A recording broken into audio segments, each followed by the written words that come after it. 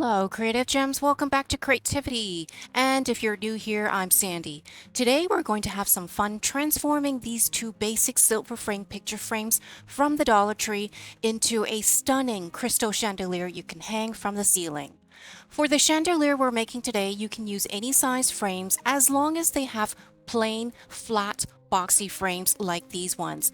No curves or any fancy molding needed, and you'll see why as we begin to make the chandelier. The first thing I'm doing is disassembling both frames by removing the cardboard backing, any default pictures, and mats inside, as well as the glass. We won't need any of those items, so maybe set them aside and save them for a future craft project. For this chandelier, we'll only need the two frames themselves. Next, I'm going to use a ruler to measure the width and length of the shorter side of the frame. This one is 1.5 centimeters in width.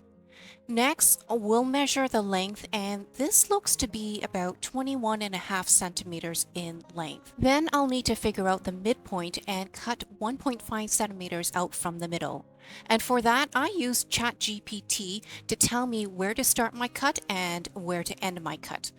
So here I used a pencil to mark where I need to make my cuts, and I can see I need to make a correction because it looks like I placed the marks for a 1 centimeter cut, but I actually need a 1.5 centimeter cut. So I'll go ahead and make that correction before I actually start cutting. So originally I attempted to use a box cutter to cut the frame, but I quickly realized the box cutter was not going to cut it. No pun intended. So I grabbed my handsaw, and this one has jagged teeth, so it will cut the wooden frame much better than the box cutter. And while I work on this, I would like to take a moment to thank you for tuning in to today's craft project. If you enjoy glam home decor and DIY crafts on a budget, please let me know by hitting that subscribe button. And if you like what you see today, please give me a thumbs up as well so YouTube will continue to recommend my channel to other viewers like you. I finally have the first cut done, and it actually didn't take much time nor effort to get it cut. Now I'll just repeat the same cut 1.5 centimeters away from the first cut.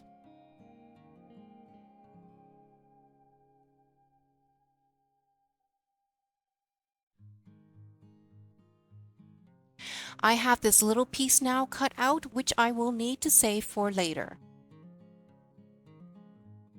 Here I've turned the frame over so we can trim off the edges and make sure we have the cleanest cut possible. And for this little trim, a box cutter will do just fine. Next, I'll use some pliers to remove the little metal tabs from the back of each frame. If you don't have any pliers, you could just use your fingers to pull them out, but just be careful to not hurt yourself. Your other option is to wear some gloves while you pull them with your fingers.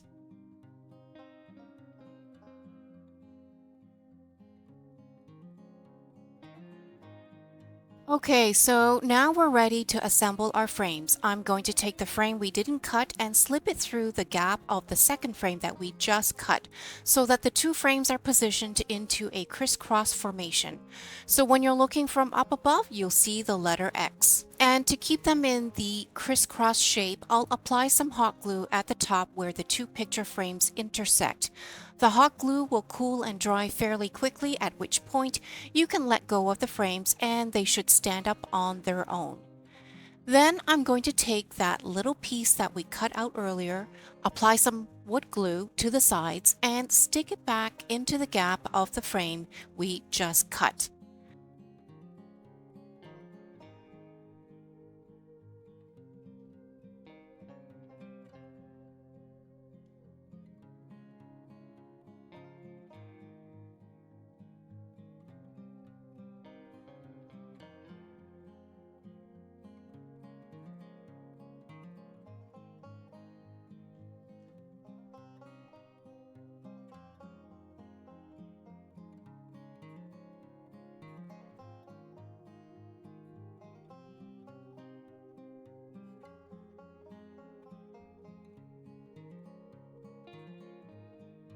See how they're joined up together now? It's a little messy looking and it's a little scratched up, but don't worry about that because we'll be covering it up with some embellishments anyhow. For now though, we'll want to wait about 20 minutes for the wood glue to fully cure. Okay, so it's been about 20 minutes or so and all the glue has fully cured. The structure of the two frames is pretty sturdy. We've got the bottom here and we've got the top here. What I want to do with the sides of the frame is embellish them. To do that, we have pretty much limitless options, but I have narrowed it down to 3 embellishment options. First, we have these mini mirror tiles. They come in panels like this, but can be cut to size and they're conveniently self-adhesive. Next, we have this silver chrome card trim. This card trim has a mirror-like finish and can also be cut to size. It's also self-adhesive. Finally, we have the silvery washi tape. It's the right size for this frame, and because it's tape, we can cut it to size and it's self-adhesive, so no glue required. So which one do you think I should choose? Any guesses which one I'll choose? Let me know down in the comments section.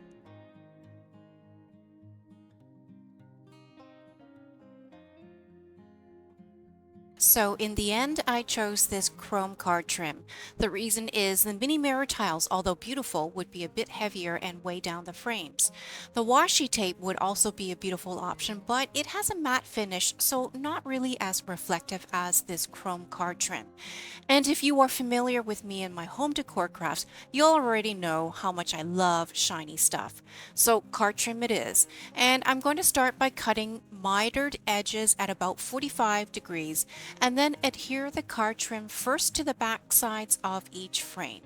And while I work on this, comment down below with the words picture frame and let me know if any of you have ever crafted with picture frames before. For me, I have crafted with picture frames to make everything from candle holders, vanity trays, keepsake boxes, lanterns, and chandeliers. I find picture frames are very versatile and not just for pictures. Because picture frames come in all sorts of sizes, colors, finishes, and designs, you can really let your imagination run wild and be as creative as you want. I would be very curious to know what you may have made with picture frames, so please let me know down in the comments and maybe your ideas can spark others watching on this channel to get crafting as well.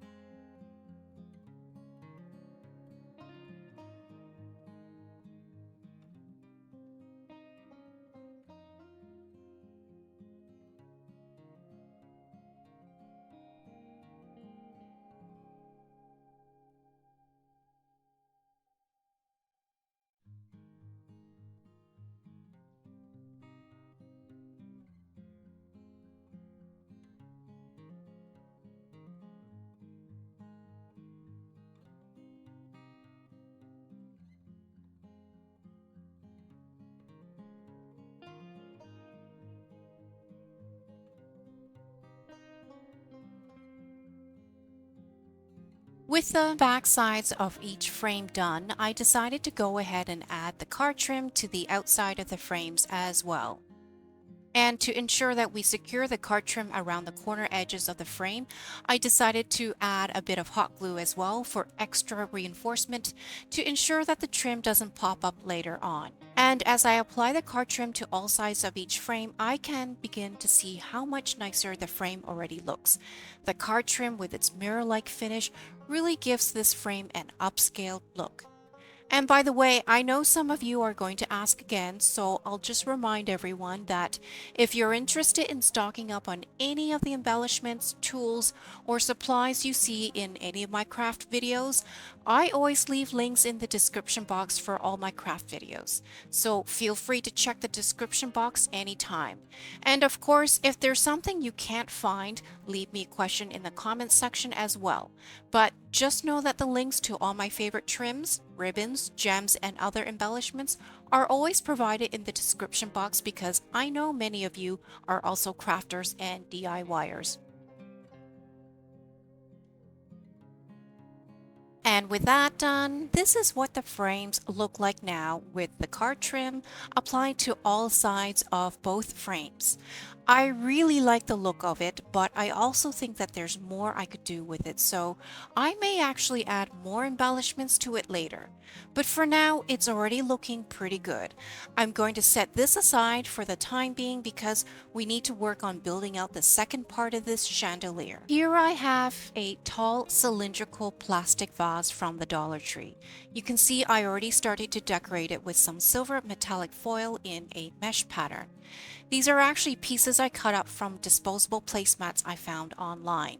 They sell them in packs of 50, so you can get a whole bunch that will last you for a very, very long time. I think each placemat works out to be about 30 cents per placemat, so it's a pretty good bang for your buck, especially if you like to craft with them. And they're very easy to cut up into pieces, just like I've done here. And the metallic foil comes in gold as well as other colors for you to choose from. To adhere them onto the vase, I'm simply applying some Mod Podge onto the vase first, and then I'll place pieces of the foil onto it until the entire vase is covered.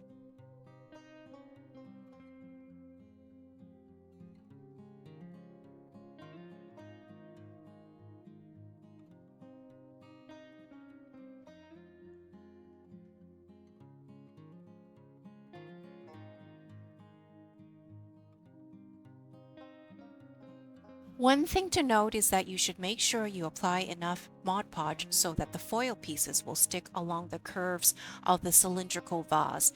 If any of the Mod Podge has already dried up, you can always go back in with a second coat. In fact, you can also apply a final coat of Mod Podge directly on top of the foil to set everything in place. The Mod Podge will actually dry clear, so you won't need to worry about the silver foil getting covered up. And also, don't worry if you have any excess foil pieces hanging off the edges of the vase, because it's going to be easy enough to trim them off with a pair of scissors later once the Mod Podge has dried. Here I'm just filling in some empty spaces with smaller pieces of the cut up foil, and I'll continue to do that until the entire vase is sufficiently covered. Then I'll wait about an hour or so until the entire vase has fully dried.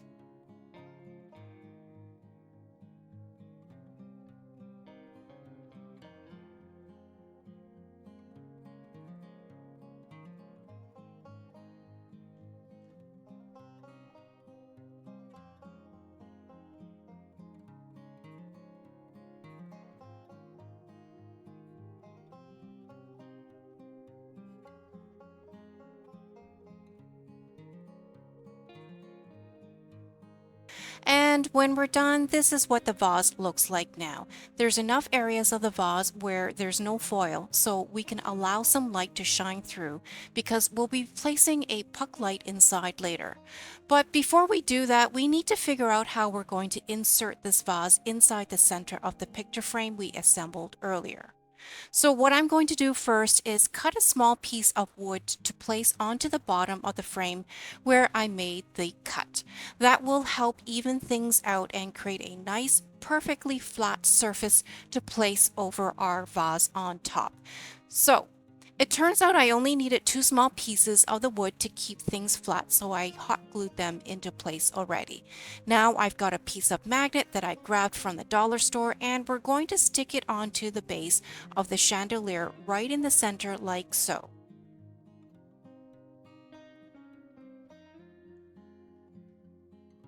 And for the puck light I'm going to use, it already comes with its own magnet, so I'll remove the wax backing from that and then place it inside the vase. It will sit on the base of the vase inside. I'll place it in the center as much as possible. I'll also place a second magnet to the bottom of the vase on the outside, and then I'll stick the vase right on top of the dollar store magnet like so. And here you can see at the bottom, I ended up adding a couple of small foam balls to help balance the vase to help refrain it from tipping over on either side. Now with the magnet in place as well as the foam balls, this vase is very, very sturdy. Now for the really fun part. I have these hanging crystal garlands that we're going to hang onto the chandelier. I'm going to use these beautiful S hooks that I found at the Dollar Tree in the Christmas aisle during the holiday season.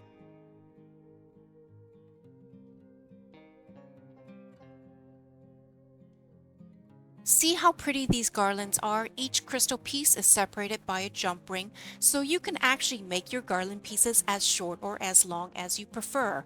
And one little tip is if you want your hanging chandeliers to be as lightweight as possible, go for the acrylic garlands instead of the real glass ones. These ones I'm using are actually acrylic, and I think they're almost as pretty as the real glass ones, but at a fraction of the price, of course. Towards the end of each garland, I'm also going to add one of these beads.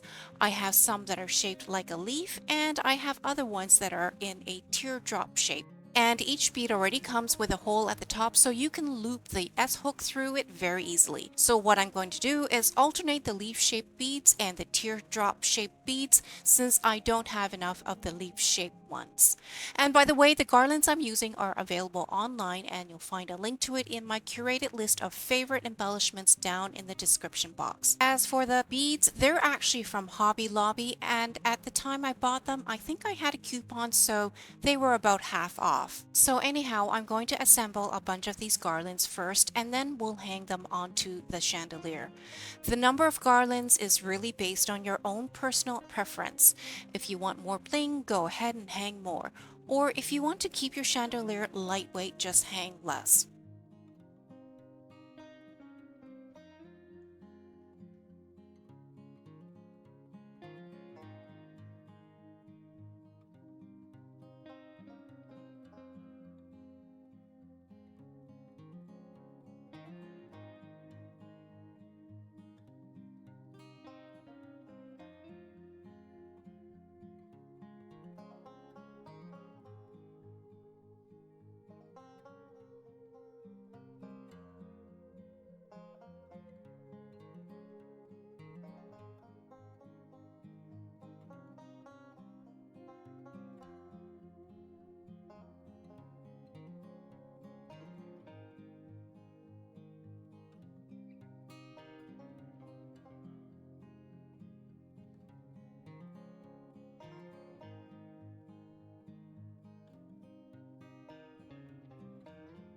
Now, before we hang the garlands, I forgot that I want to install a finial to the top of the chandelier as well. So I'm going to go back in and cut a small portion of the card trim off the top of the frame.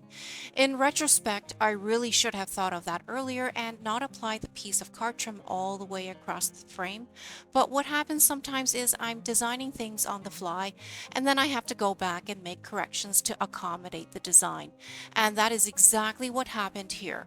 Luckily though, it's not a big deal as this card trim is easy to snip off. I just need to clean off some of the adhesive that is left behind. And now we're at the home stretch. I'm going to start hanging the garlands onto the chandelier, and then the final thing we'll do is add the finial to the top. It's like when you build a cupcake. You leave it till the end and then put the cherry on top, right? So to hang the garlands, I actually have a couple of options that I'll show you. Here you can see I'm just hanging them right off the vase itself. I'm placing 4 in each of the 4 quadrants for a total of 16. But like I mentioned earlier, you can choose to hang more or less based on your own personal preference. Now for the finio, it's going to be a custom made one. Here I have a silver Christmas ornament ball, and the first thing I'll do is remove the silver cap from it, and then I'll apply some hot glue all around the tip of the ornament ball. Then I'll go back in and put the cap back on and wait for the hot glue to fully cool and dry. And while we wait for the hot glue to completely cool, I went ahead and rearranged my garlands. And here you can see I took the garland pieces and hung them from the frame instead.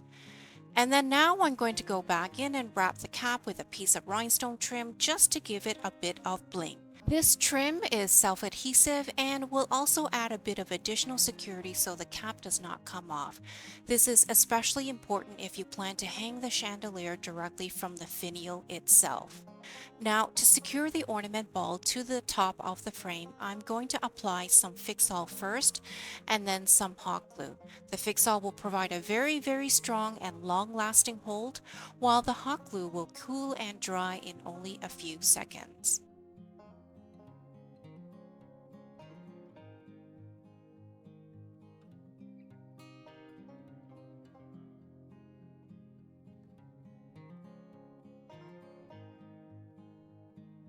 And here's the final look for our picture frame crystal hanging chandelier. I took the chain from a hanging basket I found at the Dollar Tree and looped that around the top of the picture frames in order to hang the chandelier from the ceiling. The alternative, as I mentioned earlier, is to hang the chandelier directly from the finial itself. You'll also notice that I decided to go back and add some rhinestone trim on either side of the silver chrome card trim, just to add a bit more bling to the chandelier. And so for this first chandelier design, I have the crystal garlands hanging from the frames. The puck light sitting inside the vase is actually motion censored, so it will power on automatically when motion is detected, which means this chandelier is completely electricity and wire free. And here's the second chandelier design whereby I have the crystal garlands hanging off the vase itself. And I'm also controlling the puck light, changing the brightness and temperature color of the light with the remote it comes with. And when the puck light needs to be recharged, I can simply remove it from the vase and use a USB cable to charge it, since this puck light doesn't even require any batteries like the ones you would normally get at the dollar store. And finally, we have a third chandelier design where I have actually removed the garlands. The chandelier is modern and very lightweight, and because of the way I designed it, it's very versatile and the look can be easily changed. Comment down below with the words picture frame and let me know which of the three designs you prefer.